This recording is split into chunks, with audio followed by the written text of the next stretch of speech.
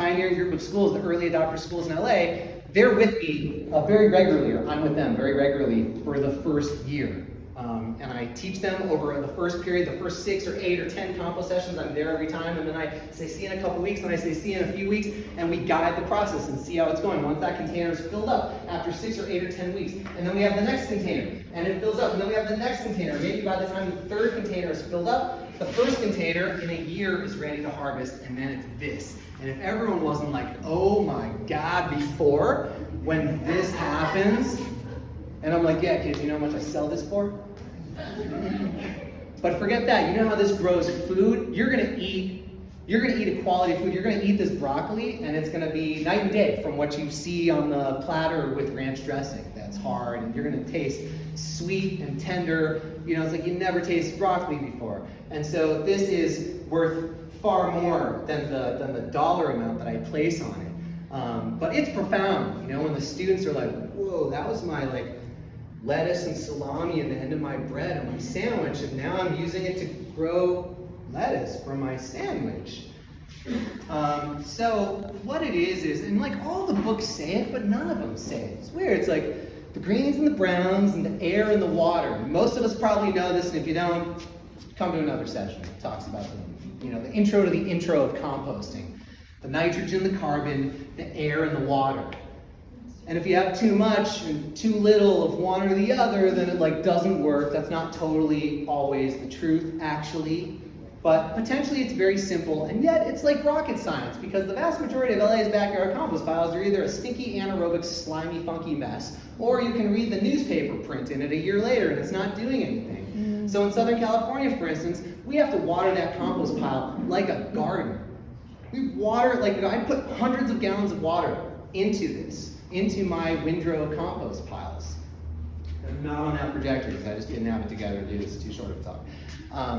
And I don't rush it.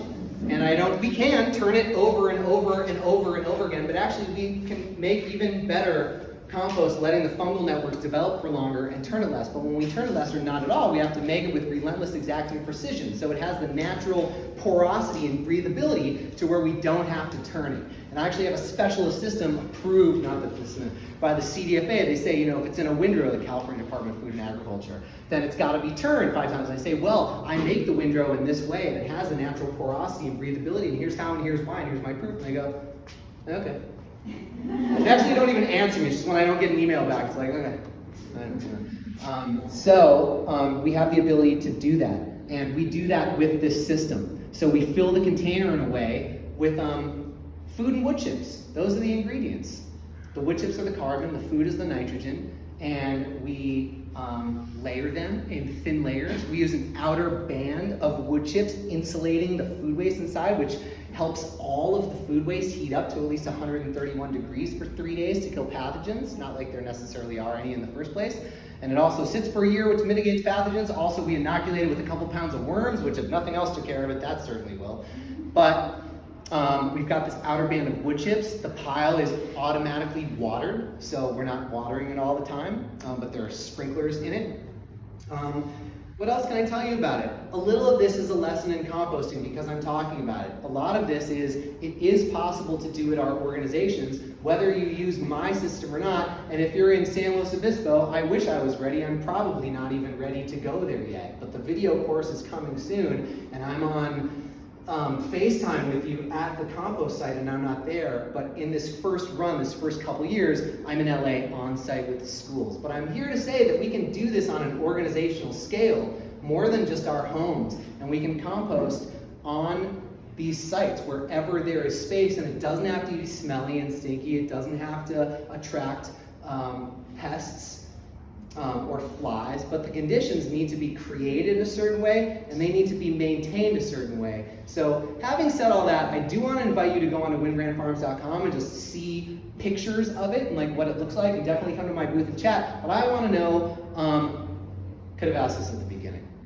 why you came here and what questions you have for me. Not everyone all at once. Yeah. So we teach at Women's Jail in San Diego. We teach horticulture and agriculture, landscaping. We have compost. and it's stinky and smelly and it sucks. So we take it from the facility kitchen, and our students work with it, but it's just never great. We've Yeah. done it in drums and it became like mush. So in drums. Then turn. Yeah. Yeah. I don't like those turners. Yeah. Because you're at least when you got an earth machine or some plastic sides, right? Not that you need them, but they do keep out pests. Although I have seen rats eat through that thick plastic. And by the way, with that plastic, I don't know why none of them tell you. Put 1/4 inch hardware cloth at the bottom of that round thing or that square thing, so the pest can't dig up underneath. I don't like the tumblers because you're putting in, at least layering, here's week 1, week 2, week 3, week 4, week 5, week 20. You're not mixing week 20 with week 1, right? Or maybe week 1, 2, 3, 20, you stop at 20. 10 weeks later, 15 weeks later, maybe you mix it all. But you could do week 1, 2, 3, 4, 5 and mix them together. And then 6, 7, 8, 9, 10 and mix it here. But don't take week 10 and mix it into 1, because then you're just starting at 1 again. And that's with a tumbler, you're always starting at 1. It's like, when do you finish? So I don't like using those. So I don't know what your budget is, but switch now. And also, like 2 to 1 for just easy. 2 inches of wood chips, 1 inch of food waste. And what's great about wood chips is, so straw is carbon. They have straws like 60 to 1 carbon to nitrogen. Wood chips is anywhere from 200 to 600, depending on hardwood, softwood, different species. But they're very different. Carbon ingredients are not created equal. And so wood chips will let a lot of water go through. So it's kind of a great, I use wood chips, and I'm pretty advanced. It's also a great beginner feedstock to use because it regulates moisture really well. And rather be watering your compost all the time because water's going through it than have a waterlogged pile that you can't get water out of. Because once you can't get water out of it, then you have to turn it. And then that's like the industry's turning addiction. How do they even do it? It's easy to make compost when you're literally turning out of it over and over and over because it's too wet, oh, you just turn it. It's not wet enough, you just turn it and add moisture. But it doesn't create this quality of humus. It doesn't create what we need to feed the living skin of the earth. Yes? I think you said, what do you put underneath that on the ground? Hardware cloth. Hardware cloth, okay. 1/2 inch or even 1/4 inch. 1/2 inch is fine. And then my question is, I thought I heard you say the school lunches go into the pile. We have bread and meat. Everything. So what kind of container is it? Go to wyndbrantfarms.com. Okay. Life cycler compost page. I know, I could have had it all set up. I thought you did. It's a 6 inch by 6 inch metal gridding. It's a concrete reinforcement mesh. And then there is landscaping cloth that's semi-breathable. And then there is 1/2 inch hardware cloth inside of that. So they're very light. I can pick it up and sail away with it. And when it's full, it holds a couple thousand pounds of ingredients. And they're modular, so you can add them. And they can be made, although I do foresee myself and Wyndbrant Farms making them for just about everyone. They're purposely made with readily available materials on the market, so anyone who wants to, and people in faraway places that I don't want to drive to or fly to, can make them.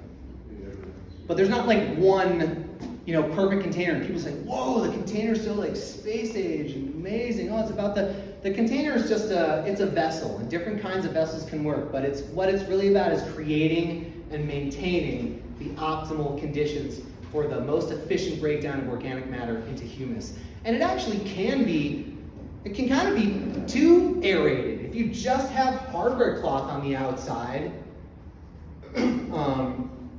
like a lot of folks who take Elaine Ingham's course, got you.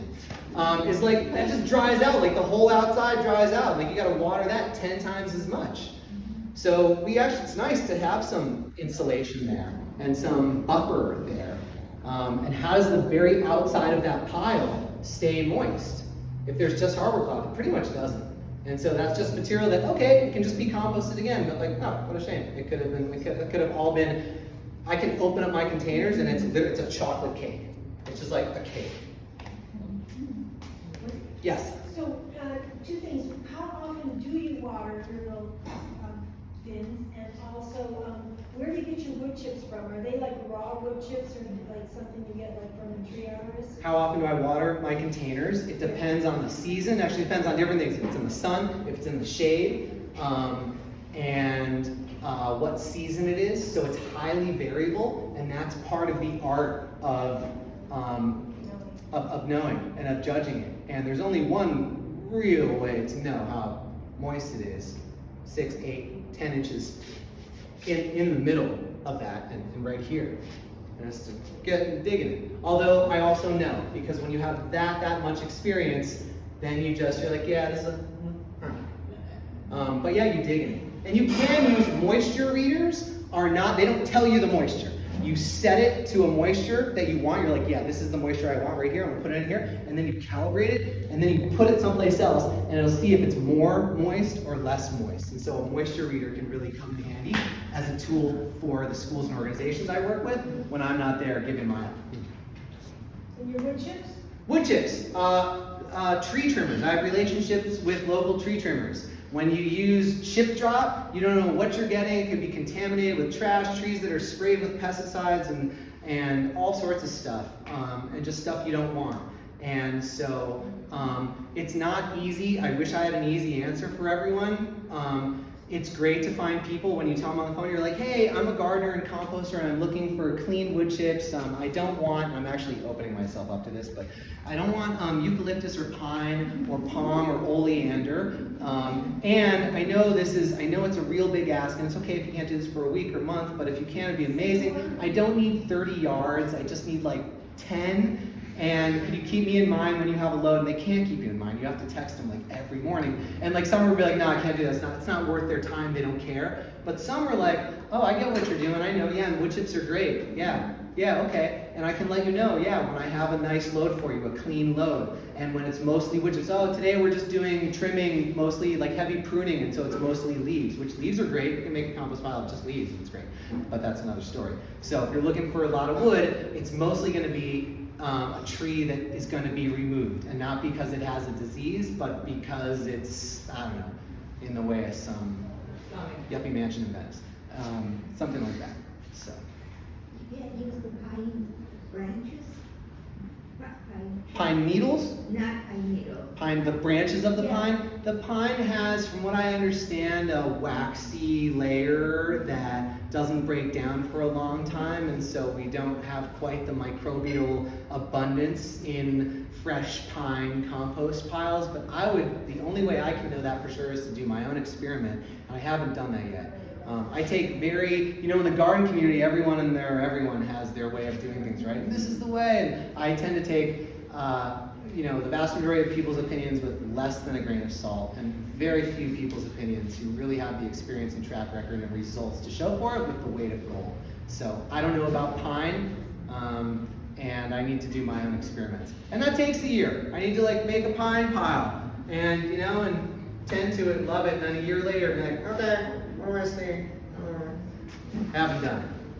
Any other questions? I'm gonna go to 4:10. I invite anyone and everyone to come to my booth in the exhibitor hall. Please be in touch with me through wyndbrantfarms.com. You can call the number. I'm happy to chat. And if you want to know answers to things, then I will drop you a voice text when I'm driving in my truck sometime. That's Stephen